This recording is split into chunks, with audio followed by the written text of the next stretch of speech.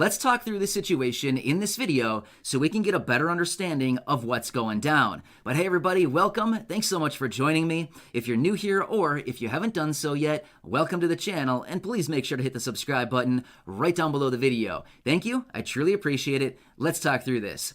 So to better understand this everything crash, we first need to understand, where are we currently?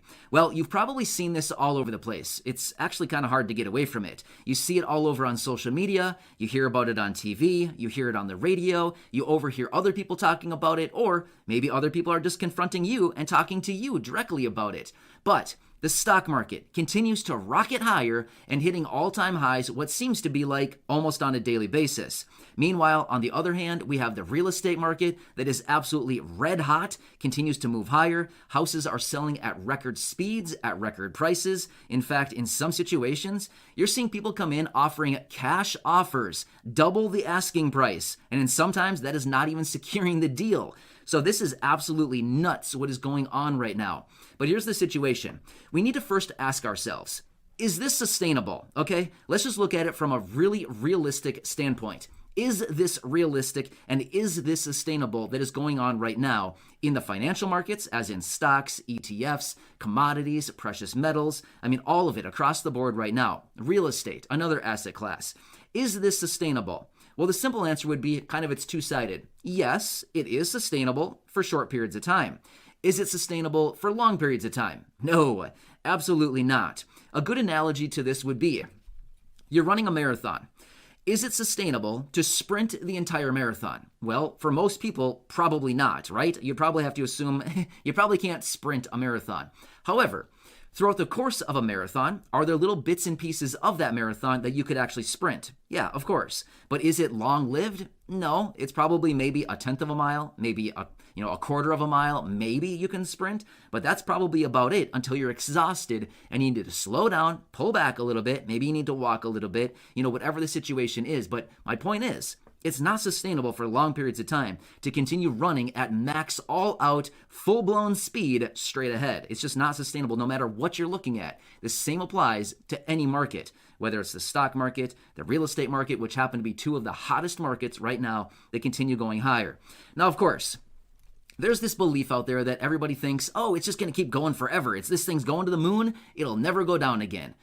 Well, that's actually not really how markets work. In fact, they typically mark a high or mark a top on a market with explosive moves higher, like what we're seeing right now. That is typically marking the top of a market. When you see these huge parabolic or hyperbolic moves higher, that's typically the highs in a market, because what happens is everybody's been sitting on the sidelines for a long, long time saying, I'm going to wait for it to pull back. I'm waiting for it to come down, and then I'm going to buy. Well, guess what? It never happens. So it keeps going up and up and up, and everybody says, fine, I'm throwing in the towel. I'm getting in because I can't stand on the sidelines anymore. I have a fear of missing out, otherwise known as FOMO. Have you ever heard of that? Fear of missing out. So all these people have FOMO. They start jumping into the market saying, that's it. I can't wait anymore. Everybody's making money hand over fist right now. I've got to get into this thing. Well, then they pull the rug out from underneath everybody, and then whoop, there it goes, goodbye, and everybody is stuck at the top holding the bag. Now again, I don't want anybody to be upset. I don't want anybody to feel like, hey, you're making fun of me. I'm not saying that at all. I'm just saying this is what happens every single time. Look at the highs back in 2000. If you look at like a monthly chart or a weekly chart of the stock market back in 2000, you saw it. It ran really high, and then all of a sudden they pulled the rug out and the thing collapsed. Look at the highs from back in 2007, 2008. Exact same situation. Big moves higher. All of a sudden, the thing stopped in its tracks, reversed, and the rug was pulled out from under everybody, and just whoop, there you go. See ya. See you at the bottom. Essentially what happens. So now that we understand that this is not sustainable for long periods of time, we need to look at what is the function behind this and what ultimately is going to be like the pin that pricks the bubble that all of a sudden, explodes this whole thing. Well, it may have already been popped, and it may be in the process of popping right here, right now. Let's look at a couple different situations. First off, we have the eviction moratorium that is expired. We also have the foreclosure moratorium that is expired. Okay, so those are a couple different things pertaining to real estate, affecting millions upon millions upon millions of people. About 10 million homeowners. All of this just kind of pulled out from under them right here, right now. So all of this relief that just came out to all of these people, about 10 million homeowners, just all of a sudden evaporated. Okay, Well, that's potentially 10 million homes that could be hitting the market here at some point relatively soon, as some people may be saying, hey, I just need to unload this property. I've had all these expenses. I can't keep up with this thing. I'm behind on my mortgage. I just want to sell it now and quickly get out of this thing before a potential foreclosure sets in, right? Well, that's what a lot of people typically want to do before they may be faced with a foreclosure that could ultimately destroy their credit score and their credit ratings, things like this. They may just say, I just want to get out of it. I don't even care if I lose money. I just want to get out so that my credit isn't destroyed for the rest of my life or for the next 7 or so years, right? So we have to look at that. We also need to look over the next couple weeks here, in about a month from now, all of these unemployment benefits that are going out to about 10 million people as we currently stand right now are going to be expiring. Therefore, 10 million people who are still unemployed at this time may just be losing all of their unemployment benefits. I mean, literally, snap your fingers and it is done. They lose their unemployment benefits. So here we have about 10 million homeowners that are just, the eviction moratorium was just expired. We have the foreclosure moratorium expired. Now we have another potentially 10 million people going to be losing their unemployment benefits in a matter of just about 4 weeks from now, maybe a little less. So here's the thing. Is this a little bit scary going forward? That's 20 million people. I mean, that's just 20 million people that we're talking about right there. Now, of course, that doesn't even talk about everybody else out there who potentially is maybe in a tough situation right now that isn't even covered under unemployment or these evictions and the mortgage forbearance, all this kind of stuff.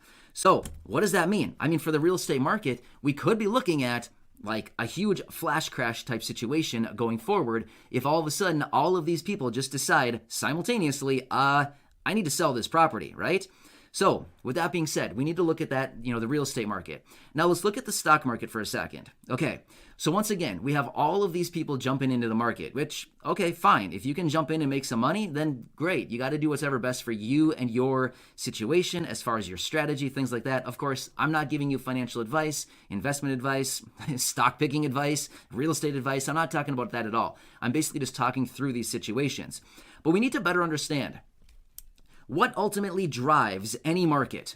Okay, we've got to bring it back to the very basics of all of this. What drives any market? It all comes down to supply and demand. I mean, realistically, who cares about the MACD on your stock charts? Who cares about the stochastics? Who cares about all of these other indicators, moving averages and trend lines and all that crap? I mean, seriously, who cares about it? That's all subjective information. You've got to look at objective information, supply and demand. It all comes down to willing buyers and willing sellers.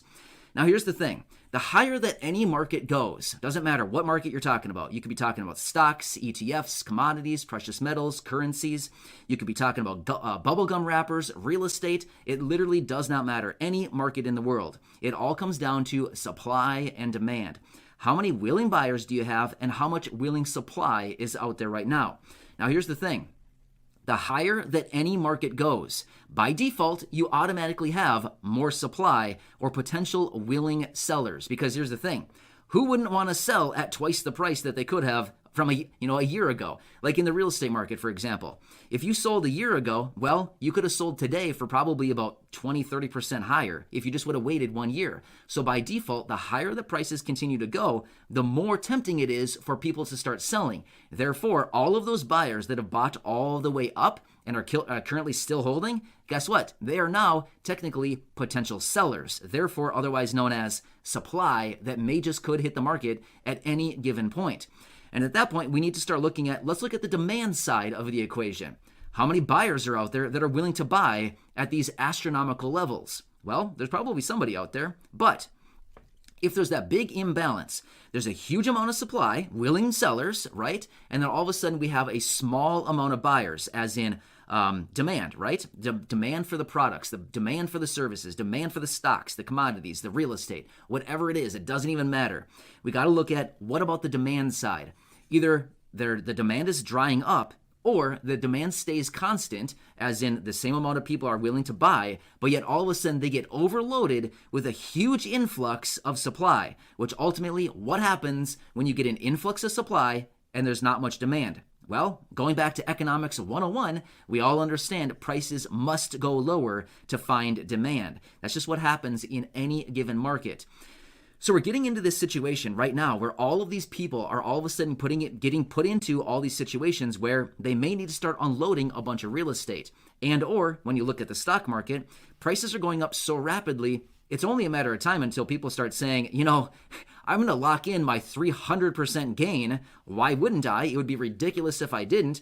I bought this stock, I don't know, a year ago, a year and a half ago, and I'm locked in for, a couple 100%. Why wouldn't I just sell it here and lock in all of my gains? It's only a matter of time until people start recognizing, this just isn't sustainable anymore. I've got to unload all this stuff.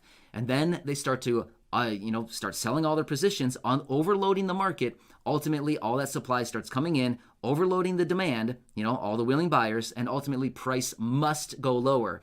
But it all comes back to a function of how much demand is there when all of this supply starts hitting the market? And that is going to be the telltale sign of how fast the market actually crashes, how fast it actually goes down, and where it actually goes down to, right?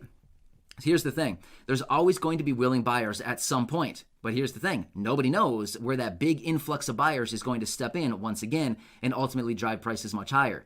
It could be significantly lower. I mean, it could be 50% lower. Look at Bitcoin and crypto for a minute.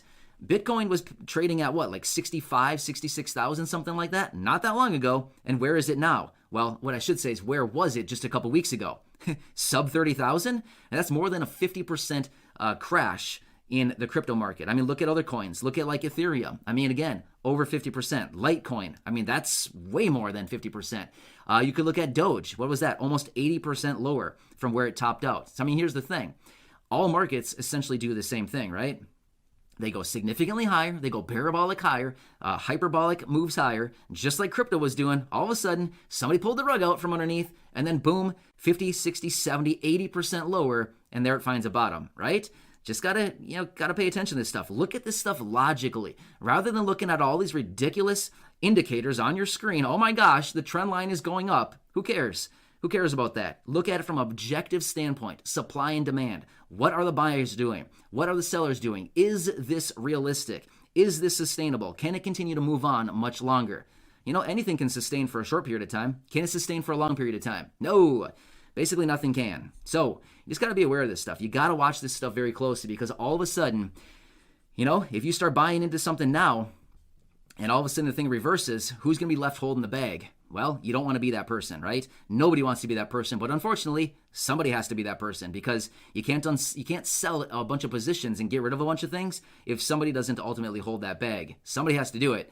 Yeah, just make sure it's not you. Yeah, it's an unfortunate situation, but that's just how any of these markets translate. They're all typically just kind of like a zero-sum game, right? For every buyer, there's a seller, and for every dollar that's made, there's a dollar that's lost for the most part, right? So anyway, kind of hope this helps you out a little bit. Hopefully it gets you thinking a little bit about just kind of objectively what is going on out there in the real world right now with all of these ridiculous markets that continue to power higher.